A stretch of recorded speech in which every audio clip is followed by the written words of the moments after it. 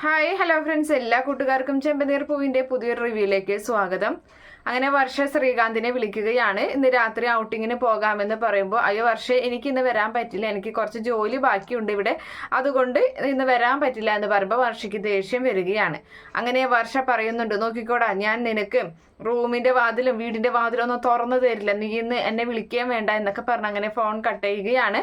അങ്ങനെ അതിനുശേഷം ദേഷ്യപ്പെട്ടുകൊണ്ട് ഡ്രസ്സൊക്കെ മാറി നമ്മുടെ വർഷ നേരെ ഇവളുടെ രേവതിയുടെ അരികിലേക്ക് ചെല്ലുകയാണ്. അപ്പം രേവതി അടുക്കളയിൽ ജോലി ചെയ്തുകൊണ്ടിരിക്കുകയാണ്. അപ്പം നല്ല വിശപ്പുണ്ട് എന്നൊക്കെ ഇങ്ങനെ പറയുകയാണ്. ഇപ്പം തരാൻ ഭക്ഷണം എന്ന് പറയുന്നുണ്ട്.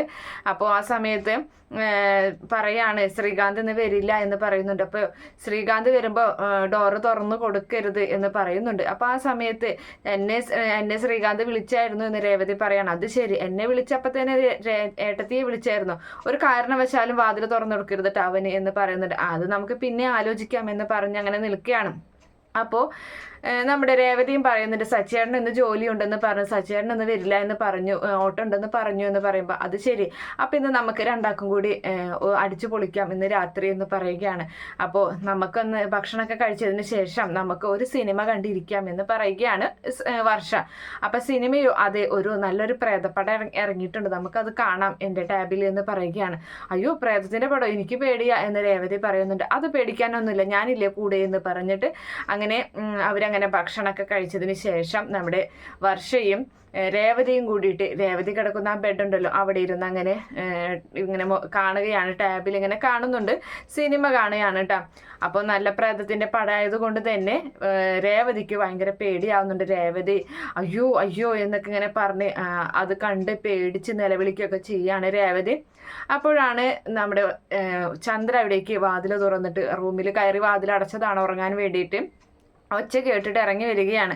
അപ്പം എന്താ ഇവിടെ എന്ന് ചോദിക്കുന്നുണ്ട്. നിങ്ങൾക്ക് രണ്ടുപേർക്ക് എന്താ ഉറക്കില്ലേ എന്ന് ചോദിക്കുകയാണ്. അപ്പോൾ ആ സമയത്ത് ശ്രീകാന്ത് വരില്ലെന്ന് പറഞ്ഞു, പിന്നെ തന്നെയല്ല സച്ചിയേട്ടനും ഓട്ടമുണ്ട്, അതുകൊണ്ട് ഞങ്ങൾ രണ്ടുപേരും ഒരു സിനിമ കാണാൻ വേണ്ടി ഇരുന്നതാണ് എന്ന് പറയുന്നുണ്ട്.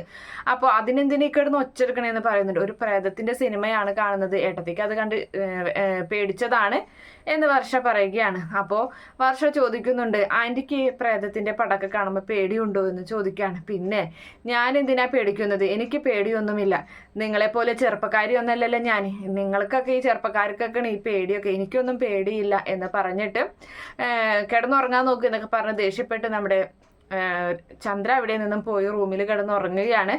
അപ്പോൾ ആ സമയത്താണെങ്കിൽ വർഷ പറയുന്നുണ്ട്, ഓ ആൻറ്റിക്ക് എന്താ അഹങ്കാരം, പേടിയില്ല എത്ര പ്രേതത്തിന്, പ്രേതത്തിന് പേടിയുണ്ടോ പേടിയില്ലേന്ന് ഇന്ന് രാത്രി തന്നെ നമുക്ക് തിരിച്ചറിയാമെന്ന് പറയുന്നുണ്ട്. അപ്പം രേവതി ചോദിക്കുകയാണ്, നീ എന്താ ചെയ്യാൻ പോണേന്ന് ചോദിക്കുമ്പോൾ അതൊക്കെയുണ്ട് എന്ന് പറഞ്ഞിട്ട് അവൾ ഇങ്ങനെ ഓരോ ശബ്ദങ്ങളൊക്കെ റെക്കോർഡ് ചെയ്തിട്ടുണ്ട്, അത് ഇങ്ങനെ ഗൂഗിളിൽ നിന്നൊക്കെ അടിച്ചാൽ അങ്ങനെ കിട്ടുമല്ലോ. അപ്പം അതുകൊണ്ട് തന്നെ അങ്ങനെയുള്ള ശബ്ദങ്ങളൊക്കെ, അതായത് പൊട്ടിച്ചിരിക്കുന്നതും കരയുന്നതും, ഒരു സ്ത്രീ കരയുന്നതും ഒരു സ്ത്രീ പൊട്ടിച്ചിരിക്കുന്നതും, അതുപോലെ തന്നെ പ്രേതത്തിൻ്റെ ശബ്ദം, ചീവീടിൻ്റെ ശബ്ദം, അങ്ങനെയുള്ള പല പല രാത്രിക്ക് പേടിപ്പിക്കുന്ന രീതിയിലുള്ള ശബ്ദങ്ങളൊക്കെ തന്നെ ആ വാതിലിൻ്റെ പുറത്ത് നിന്നിട്ട്, അതായത് ചന്ദ്രയും രവീന്ദ്രനും കിടക്കുന്ന ആ വാതിലിൻ്റെ പുറത്ത് നിന്ന് അവൾ ശബ്ദങ്ങളൊക്കെ ഉണ്ടാക്കിക്കൊണ്ടിരിക്കുകയാണ്.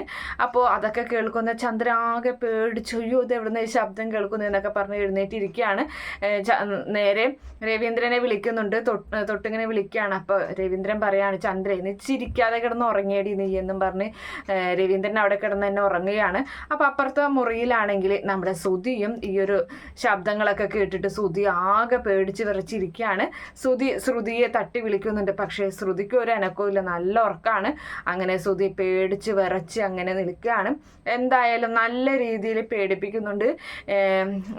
ചന്ദ്രമതി എന്നൊക്കെ പറഞ്ഞ് ഒച്ചെടുക്കുന്നുണ്ട്, പ്രേതം സംസാരിക്കുന്ന പോലെ, ഇത് എൻ്റെ വീടാണ്, ഇറങ്ങിപ്പോടി എന്നൊക്കെ പറയാണ്. അങ്ങനെ ഒടുവിൽ നമ്മുടെ ചന്ദ്ര ആ റൂമിൽ നിന്നും പയ്യെ കുറ്റിങ്ങനെ തുറക്കണ ശബ്ദം പെട്ടെന്ന് അവർ കേൾക്കുകയും അവർ മറഞ്ഞങ്ങനെ നിൽക്കുകയാണ്. അപ്പോൾ ഓരോ പ്രാവശ്യം ശബ്ദം ഉണ്ടാക്കുമ്പോഴും പേടിപ്പിക്കുമ്പോഴും രേവതി പറയുന്നുണ്ട് വർഷയോട്, വേണ്ട വർഷ പ്രശ്നമാകും അത് എന്നൊക്കെ ഇങ്ങനെ പറഞ്ഞ് പിൻവലിപ്പിക്കുന്നുണ്ട്. പക്ഷേ എവിടെ വർഷ കേൾക്കുന്നില്ല. എന്തായാലും അങ്ങനെയൊക്കെ ചെയ്യണ സമയത്ത് അവരങ്ങനെ മാറി നിൽക്കുകയാണ്. അപ്പോൾ വാതിൽ തുറന്ന് ചന്ദ്ര വരുന്നുണ്ട്. അപ്പോൾ ഇപ്പുറത്തെ റൂമിൻ്റെ വാതിൽ തുറന്നിട്ട് നമ്മുടെ സുധിയും വരികയാണ്. അവർ പരസ്പരം ഇരുട്ടത്ത് കാണുമ്പോൾ പേടിക്കുന്നുണ്ട്. അയ്യോ എന്നും പറഞ്ഞ് പ്രേതം എന്ന് പറഞ്ഞ് പേടിക്കുകയാണ്. അപ്പം നീ എന്താണ് ഇവിടെ ഈ പാതിരാത്രി എന്നൊക്കെ ചോദിച്ചിങ്ങനെ. അപ്പോൾ എന്തോ ഒരു ശബ്ദം കേട്ട് വന്നതാണെന്നൊക്കെ പറഞ്ഞ് അങ്ങനെ അവർ സംസാരിച്ച് നിൽക്കുകയാണ്. പെട്ടെന്ന് രേവതിക്ക് സഹിക്കാൻ പറ്റുന്നില്ല ചന്ദ്രയെ ഇങ്ങനെ പറ്റിക്കുന്നത്. ചന്ദ്ര പേടിച്ച് വിറച്ച് അങ്ങനെ നിൽക്കണം കാണുമ്പോൾ ഓടിച്ചെന്ന് രേവതി ലൈറ്റ് ഇടുകയാണ്. എന്നിട്ട് ഒരു ഗ്ലാസ് വെള്ളം എടുത്ത് ചന്ദ്രയ്ക്ക് കൊടുക്കുന്നുണ്ട്. എന്നാ അമ്മയെന്ന് പറഞ്ഞിട്ട് എന്നിട്ട് അത് വാങ്ങി വേഗം തന്നെ മടമടാന്ന് പറഞ്ഞ് അത് വാങ്ങി കുടിക്കുന്നുണ്ട് ചന്ദ്ര. അപ്പോൾ ആ സമയത്ത് ശ്രുതി അവിടേക്ക് ചിരിച്ചു കൊണ്ട് വരികയാണ്.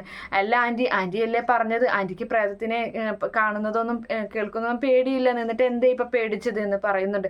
ഇതേ ഞാൻ ചെയ്തതാണ് എന്ന് പറയുന്നു. ഞാൻ ആൻറ്റിക്ക് പേടിയുണ്ടോ എന്ന് അറിയാൻ വേണ്ടി ഞാൻ ടെസ്റ്റ് ചെയ്തതാണ് എന്ന് പറയുന്നത് കേൾക്കുമ്പോൾ ചന്ദ്രയ്ക്ക് അങ്ങ് ദേഷ്യം വരികയാണ്.